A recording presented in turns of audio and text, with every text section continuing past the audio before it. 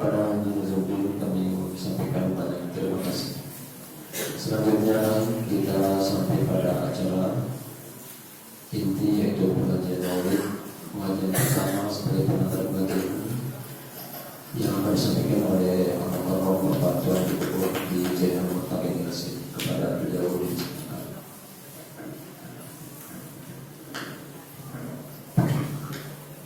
Bismillahirrahmanirrahim. Assalamualaikum warahmatullahi wabarakatuh. Alhamdulillahirabbil alamin wa bihi nasta'inu ala umuri dunya waddin. Asyhadu an la ilaha illallah wahdahu la syarika lah wa asyhadu anna Muhammadan abduhu wa rasuluh wa nabiyyuhu wa safiyuhu wa habibuhu.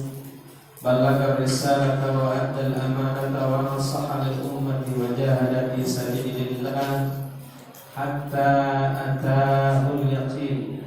Allahumma salli ala sayyidina Muhammadin fil awwalin wa salli ala sayyidina Muhammadin fil akhirin wa salli ala sayyidina Muhammadin fi kulli waqtin wa hin wa salli ala sayyidina Muhammadin fil mala'il a'la ila yaumiddin.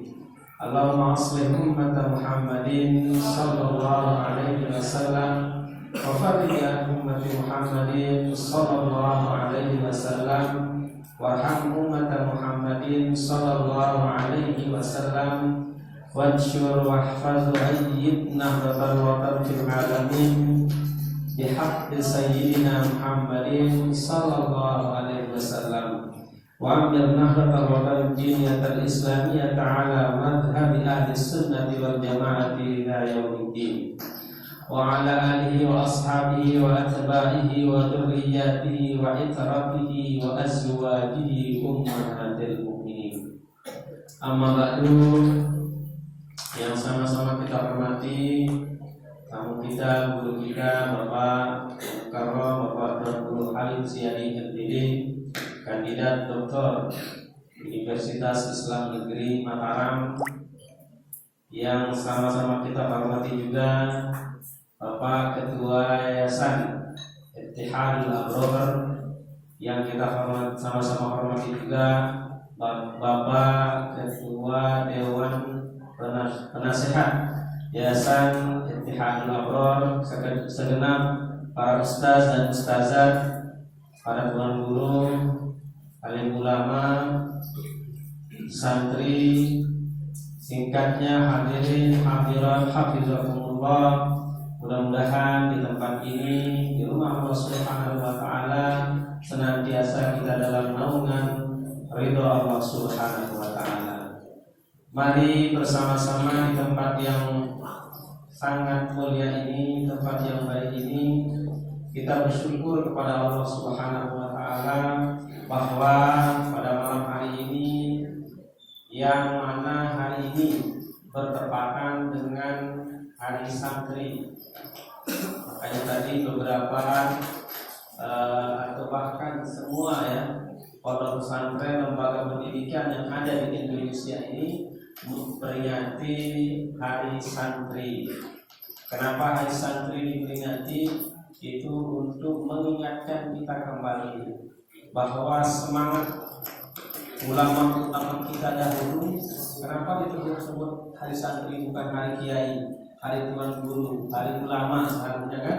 Karena tuan guru yang membangkitkan semangat juang, para kiai yang membangkitkan semangat juang, tetapi disebut hari santri karena ulama itu berasal daripada santri, kiai itu berasal daripada santri, pernah nyantri, tuan guru itu lahirnya dari santri, pernah nyantri.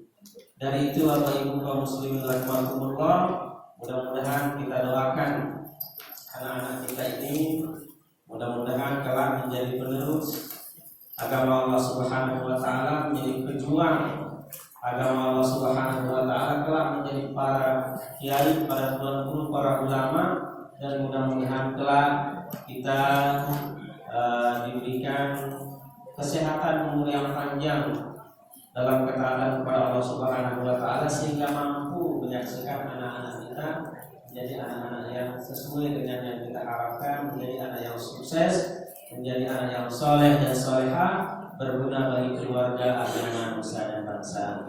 Kesyukuran tersebut kita tampakkan, kita perlihatkan pada malam hari ini dengan bersama-sama kita duduk di tempat yang mulia ini, di rumah Allah Subhanahu wa Ta'ala, untuk bersama-sama kita bermuhasabah, bersama-sama kita menuntut ilmu, untuk kita meningkatkan kualitas ibadah kita kepada Allah Subhanahu wa Ta'ala. Kedua kalinya salawat dan syukur kepada baginda Rasulullah sallallahu alaihi wasallam. Mudah-mudahan kelak kita bersama beliau, ma'iyah bersama beliau di surga Allah Subhanahu wa Ta'ala. Bapak Ibu, Bapak muslimin rahimakumullah, kenapa kita perlu, kenapa kita harus memperingati Maulid baginda Rasulullah sallallahu alaihi wasallam? Pertanyaan ini sama dengan ketika kita bertanya kenapa perlu kita melaksanakan 17 Agustus.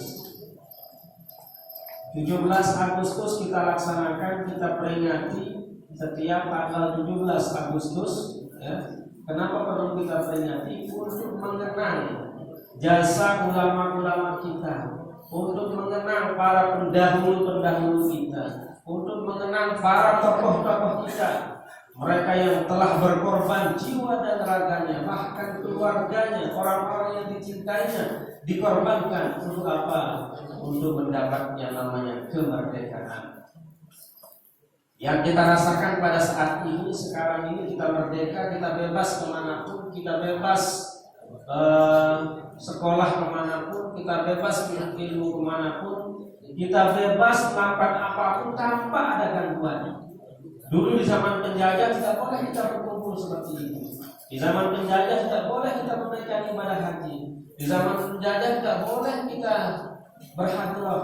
Di zaman penjajah tidak boleh macam hal yang tidak boleh kita laksanakan. Tapi berkat kegigihan para ulama kita, berkat kegigihan tokoh-tokoh kita, sehingga sekarang kita enak merasakan kemerdekaan. Begitu juga dengan kita memperingati Maulid baginda Rasulullah sallallahu alaihi wasallam, untuk kita mengenang kembali betapa mulianya, betapa hebatnya, betapa luar biasanya baginda Rasulullah sallallahu alaihi wasallam. Andai kata laulaka lama khalaqtul akhlaq, andai kata tidak ada baginda Rasulullah sallallahu alaihi wasallam, mungkin kita tidak akan ada juga di muka bumi. Andai kata tidak ada baginda Rasulullah sallallahu alaihi wasallam, mungkin kita tidak akan beriman, mungkin tidak akan berislam, mungkin kita tidak akan hidup damai seperti ini. Karena baginda Rasulullah sallallahu alaihi wasallam ya disebut sebagai babul mahabbah. Kita bisa saling mencintai, kita bisa bersaudara dengan baik, kita bisa bertetangga dengan baik, kita bisa bermasyarakat dengan baik, itu karena baginda Rasulullah sallallahu alaihi wasallam. Qul in kuntum tuhibbunallaha fattabi'uni yuhibbukumullah. Jika kalian benar-benar cinta kepada Allah Subhanahu wa Ta'ala, fattabi'uni yuhibbukumullah, maka ikutilah aku, pasti kalian mendapatkan kecintaan Allah Subhanahu wa Ta'ala.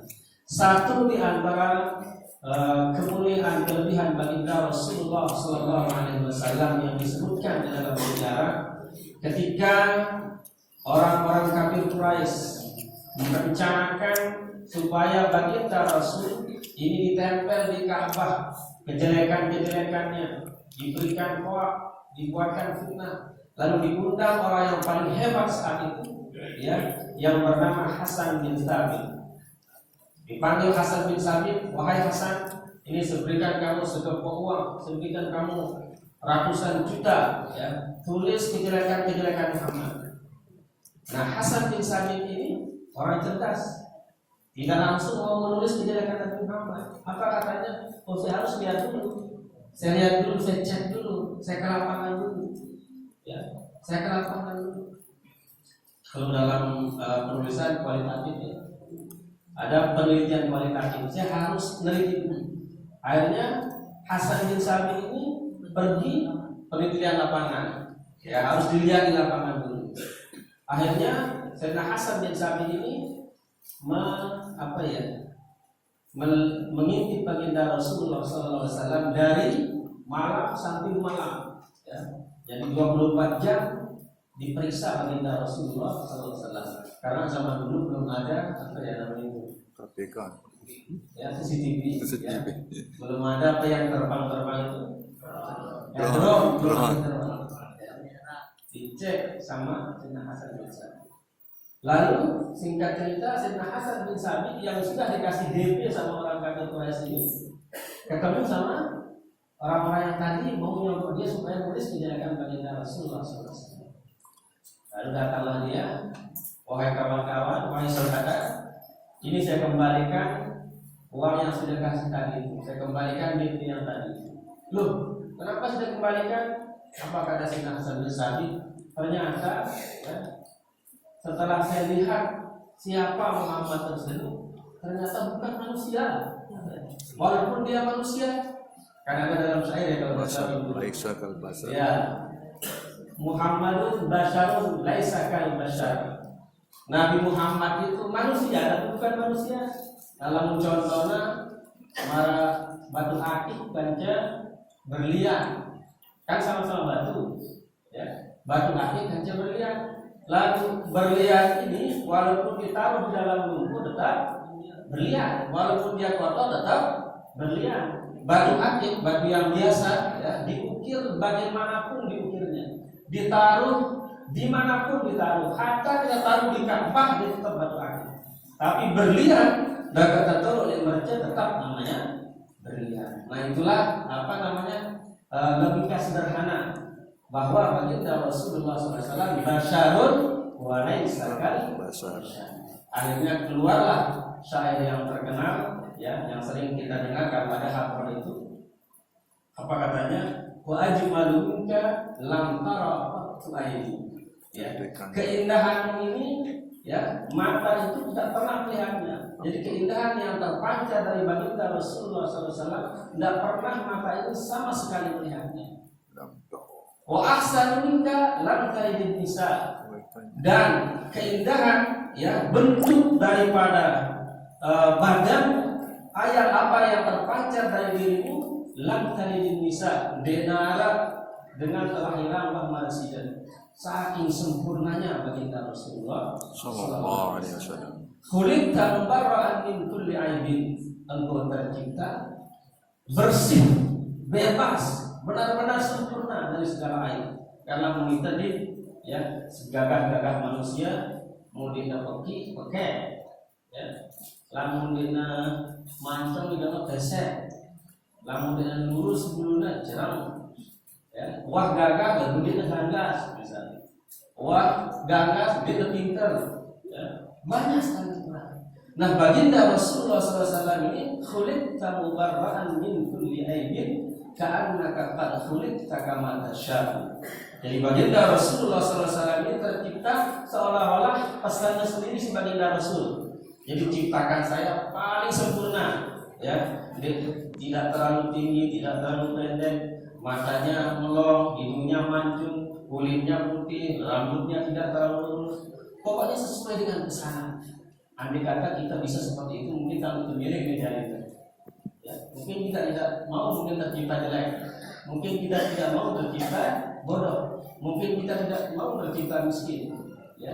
Nah, baginda Rasulullah SAW semua kesempurnaan ada pada diri beliau. Sehingga Sayyidina Hasan bin Sabit sekelas penyair yang sangat terkenal saat itu tidak mampu menulis kekurangan baginda Rasulullah sallallahu alaihi wasallam, sehingga keluarlah syair tersebut.